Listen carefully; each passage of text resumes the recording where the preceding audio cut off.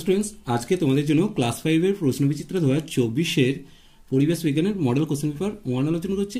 এটা 12 হাই স্কুলের প্রশ্ন। চলো দেখে নাও। একের দাগ শূন্যস্থান পূরণ করো। একের কোশ্চেন, ডট চিকিৎসা করা হয় যক্ষা রোগের জন্য। চলো আগে উত্তরগুলো বলে নিচ্ছি, উত্তরগুলো পরে দেখিয়ে দিচ্ছি। ড্যাশ মাটিতে বালি ও কাদার মান সমান থাকে। উত্তর হবে দোআঁশ মাটিতে। যে প্রাণীদের মেরুদণ্ড আছে তাদের মেরুদণ্ডী প্রাণী বলে। চলো উত্তরগুলো দেখে নেব। দেখো উত্তরগুলো যক্ষা, দোআঁশ আর মেরুদণ্ডী।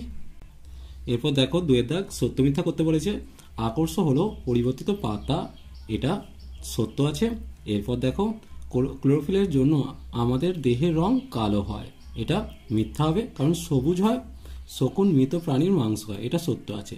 তাহলে প্রথমটা সত্য, দ্বিতীয়টা মিথ্যা, তৃতীয়টা সত্য। এরপর দেখো তিনের দাগ মূলত প্রশ্নগুলির উত্তর দিতে বলেছে। অ্যানিমিয়ার লক্ষণগুলি কি কি, চলো দেখে নেব।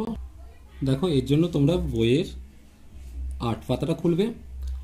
দেখো অ্যানিমিয়া মানেই রক্তাল্পতা। রক্তাল্পতার জন্য নখের মাঝখানটা চামচের মতো হয়ে যেতে পারে, নখটা ফ্যাকাশে হয়ে যেতে পারে, ঠিক আছে। এই দুটো পয়েন্ট লিখবে। এরপরে কোশ্চেন, কালো মানুষের সম্মানের জন্য কে কে লড়াই করেছেন। দেখো উত্তরটা হবে নেলসন ম্যান্ডেলা ও মহাত্মা গান্ধী। এরপরে কোশ্চেন দেখো, আমাদের হাতে যে হাড়গুলি বর্তমান তাদের নাম লেখো। চলো দেখে নেব। এর জন্য তোমরা বইয়ের 11 পাতাটা খুলবে। দেখো কনুই থেকে কবজি হচ্ছে আলনা ও রেডিয়াস, আর কাঁধ থেকে কনুই হচ্ছে হিউমেরাস। এই তিনটে হাড় তোমরা লিখবে। দেখো এরপরে কোশ্চেন, জলের দুটি ব্যবহার লিখতে বলেছে। চলো দেখে নেব। দেখো জলের দুটি ব্যবহার হচ্ছে চাষের কাজে জল ব্যবহার হয়, আর 2 নম্বর হচ্ছে তৃষ্ণা মেটাতে জল প্রয়োজন। আর গৃহপালিত আর বন্য পশুর মধ্যে পার্থক্যটা তোমরা একটু দেখে নাও।